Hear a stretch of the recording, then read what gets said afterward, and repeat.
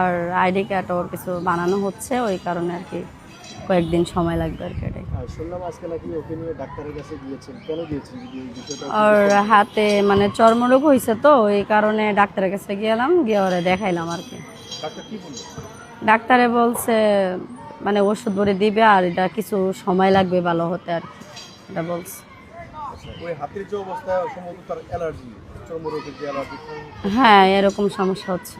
আসলে সে কি যত্ন থাকলে এরকম হতো মনে হয়? সে কি যত্ন থাকলে এরকম না, যত্ন থাকলে তো এরকম বলে হতো না।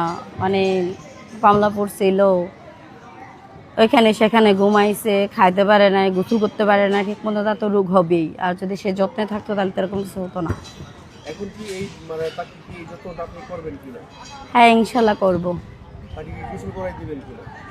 হ্যাঁ, প্রয়োজনে তা করতে হবে না, স্বামীরে তো অবশ্যই করে দিতে হবে।